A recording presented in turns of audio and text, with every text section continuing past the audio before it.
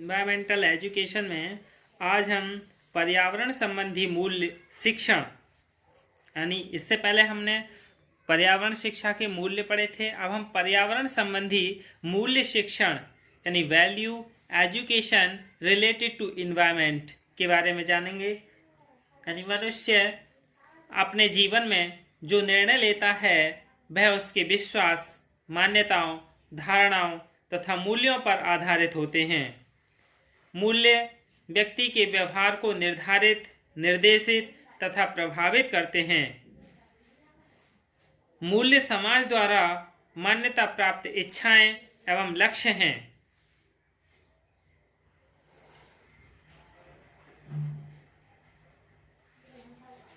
जिनका अंतरीकरण, अनुबंध, अधिगम या सामाजिकरण के द्वारा होता है तथा वे व्यक्ति द्वारा वरीयता प्रदान करने की मानवता अभिलाषाएं बन जाती हैं। हमारी प्राथमिकताओं तथा विभेदीकरण से है जो अनेक संभावनाओं में से एक के पक्ष में प्रकट की जाती हैं। मूल्य, आदर्श, विश्वास तथा मानक हैं जिन्हें कोई समाज अपनाता है। इन सभी बातों से क्या निष्कर्ष निकलता है कि कुछ मूल्य सार्वभौमिक होते हैं। कुछ मूल्य कैसे होते हैं? सार्वभौमिक होते हैं और कुछ मूल्य सार्वभौमिक नहीं होते हैं। सार्वभौमिक मूल्यों को शाश्वत मूल्य कहते हैं। जो मूल्य सार्वभौमिक नहीं होते हैं उन्हें अशाश्वत मूल्य कहते हैं। मूल्य व्यक्ति की पसंद के प्रचायक हैं। मूल्यों का संबंध व्यक्ति की रुचियों से है और मूल्य व्यक्ति की आकांक्षाओं की पूर्ति करते हैं। मूल्यों का सृजन विभिन्न विकल्पों के कारण होता है। मूल्य व्यक्ति की चयन संबंधी प्राथमिकताओं के सूचक हैं। मूल्यों का वर्गीकरण भौतिक, सामाजिक, सांस्कृतिक, धार्मिक, आध्यात्मिक, नैतिक, सौंदर्यात्मक इन 7 कसौटियों पर खरा उतरे तब तो क्या है, सही है। वो कौन सी 7 कसौटी हैं? 3 भागों में करके इन 7 को बांटा है। पहला है चयन करना, जिसमें 3 मूल्य हैं। एक स्वतंत्रता पूर्वक, फिर विकल्पों से हर एक विकल्प को परिणामों के बाद में विचार पूर्वक मनन करने के बाद। दूसरा है महत्व देना। इसमें 2 मूल्य हैं, यानी चयन को महत्व देना, चयन से प्रसन्न होना, और सार्वजनिक रूप से चयन को दृढ़ता पूर्वक स्वीकृति प्रदान करने की इच्छा। तीसरा है क्रिया करना, जिसमें भी 2 मूल्य हैं। छठा है चयन के अनुरूप व्यवहार करना और 7वां मूल्य है जीवन के एक प्रतिमान के रूप में क्रिया करना। इन 7 मूल्यों को 3 तरह से बांटा है: चयन करना, महत्व देना और फिर लास्ट में क्रिया करना। अब हम मूल्य स्पष्टीकरण विधि के बारे में जानेंगे। मूल्य सूचक के बारे में तो हमने पहले जान लिया था, यानी लक्ष्य, आकांक्षाओं, विश्वासों, रुचियों, भावों, अवृत्तियों, क्रियाओं, चिंताओं, समस्याओं, बाधाओं, ये 7 मापदंड क्या थे? मूल्य सूचक थे। अब हम क्या है, मूल्य स्पष्टीकरण विधि के बारे में जान लें कि मूल्य स्पष्टीकरण विधि क्या है। इसमें मूल्य स्पष्टीकरण विधि प्रगतिवाद शिक्षण है। इस विधि का प्रारंभ सिडनी साइमंड ने किया था। मूल्य स्पष्टीकरण नामकरण लुईस रथ ने किया था। मूल्य स्पष्टीकरण ऐसी विधियों का समुच्चय है जो छात्रों तथा अध्यापकों को स्वयं के मूल्यों को स्पष्ट करने में सहायता करती है। साइमन तथा सेविनिन के अनुसार इस विधि के निम्न उद्देश्य हैं। हम इस विधि के उद्देश्य पूर्ण करने में मदद करना, अधिक उत्पादक होने में सहायता करना, आलोचनात्मक चिंतन विकसित करने में सहायक, पारस्परिक अच्छे संबंधों की स्थापना में सहयोग देना। पर्यावरण शिक्षा संबंधी कुछ मूल्य हैं वो मूल्य हैं जैसे सबसे पहला है ओजोन परत के अपक्षय से जीवों को हानि होती है।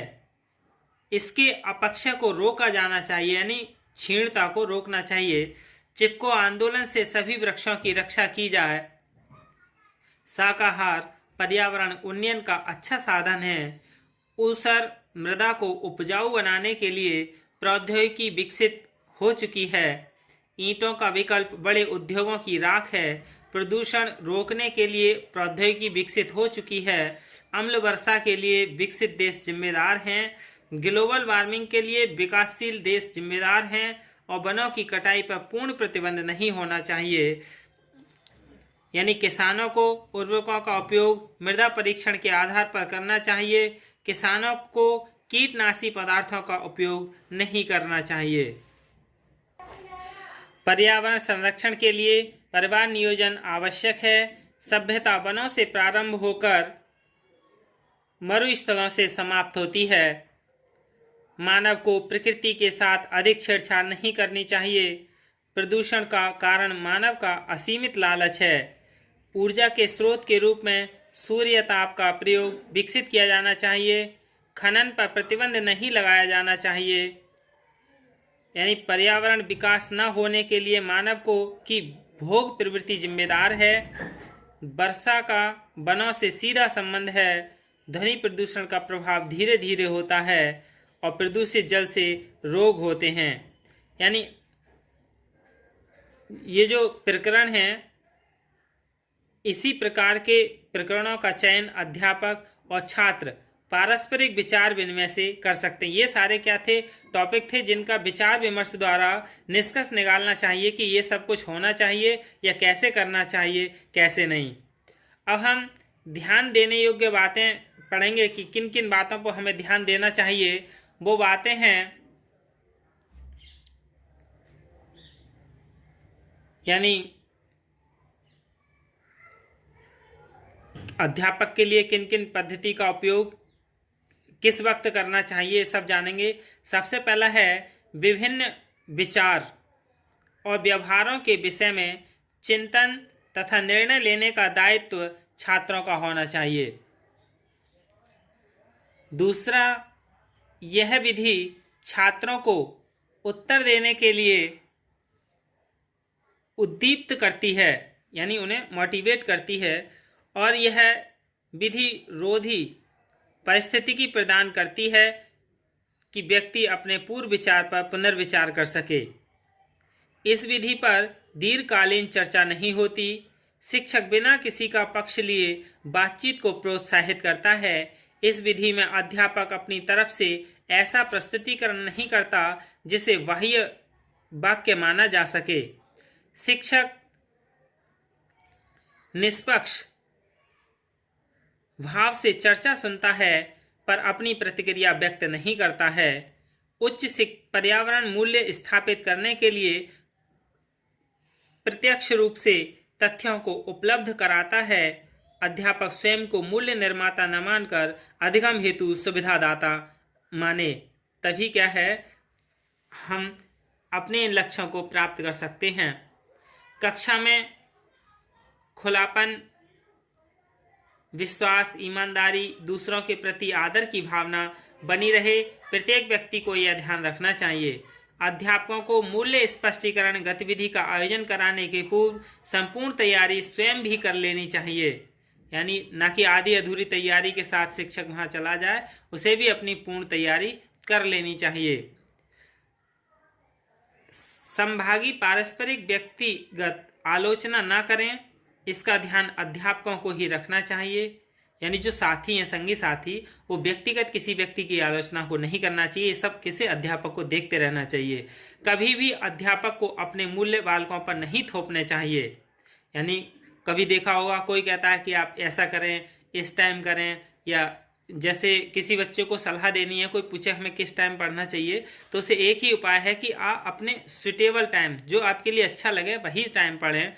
किसी के लिए शाम को अच्छा लगता है, किसी को सुबह के लिए अच्छा लगता है। तो इस तरह से अपने मूल्यों के लिए किसी पर नहीं थोपने चाहिए कि हम तो ऐसा करते हैं, आप भी ऐसा कर सकते हैं। मूल्य शिक्षण के लिए मूल्य स्पष्टीकरण विधि के साथ ही करीब वैसा ही प्रतिमान और है जिसे न्यायिक शिक्षण प्रतिमान कहते हैं। अब हम न्यायिक शिक्षण प्रतिमान के बारे में जानेंगे। न्यायिक शिक्षण प्रतिमान क्या है?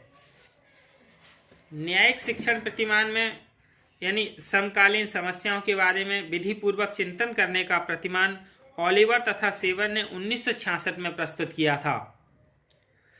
इस प्रतिमान में 6 प्रावस्थाएं निर्धारित की हैं। पहली है समस्या स्थापना, दूसरा विवादित प्रश्नों की पहचान करना कि कौन कौन से विवादित प्रश्न हैं, फिर निर्णय लेना, और यानी जो विवादित प्रश्न है उनकी पहचान करने के बाद निर्णय लेना, फिर निर्णय की जो लिया है उसकी छानबीन करना, और उसके बाद पूर्व निर्णय का संशोधन या नवीन का औचित्य स्थापित करना। फिर है नए निर्णय की आधारभूत मान्यताओं का विकास करना। यानी ये क्या है? न्यायिक शिक्षण प्रतिमान हैं। और जैसे इसमें अध्यापक समूह के सम्मुख विवादित समस्या का मौखिक, लिखित या चित्रित रूप से स्पष्टीकरण करना होता है। विवादित प्रश्नों की पहचान जो दूसरा बताया था, उसमें विद्यार्थी तथ्यों का विश्लेषण करके समस्या में निहित मूल्यों का निर्धारण करते हैं। और तीसरी अवस्था जो थी निर्णय लेने की, उसमें अवस्था में जूरी के सदस्य समस्या के विषय पर एक निर्णय लेने के लिए उनके आधारित कारण बताते हैं तथा उन्हें सूचीबद्ध करते हैं। चौथी जो थी उसमें निर्णय की पुनः छानबीन की जाती है। अध्यापक सुकराती विधि कौन सी थी? प्रश्नोत्तर विधि प्रश्न पूछता है और मूल्य द्वंद्व स्पष्ट करते हैं।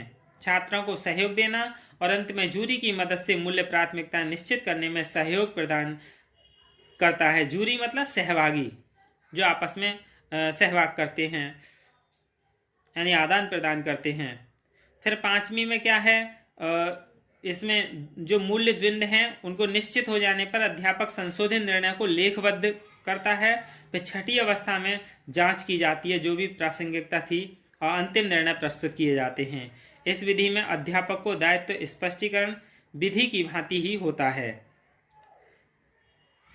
बाग बगीचे और वनों के संरक्षण में अपना योगदान देना चाहिए। इनमें वृद्धि के प्रयास करें और इनको खत्म करने या उजाड़ने वालों को हतोत्साहित करना चाहिए। प्रत्येक नागरिक को चाहिए कि वह अपशिष्ट निस्तारण ऐसे तरीके से करे जिससे पर्यावरण प्रदूषण नहीं बढ़े। प्रत्येक नागरिक वह मकान निर्माण में बहुत मात्रा में खदानी पत्थर उपयोग ना करे। यानी जो मकान बनाते हैं उनमें बहुत सारे खदानी पत्थरों का उपयोग करते हैं।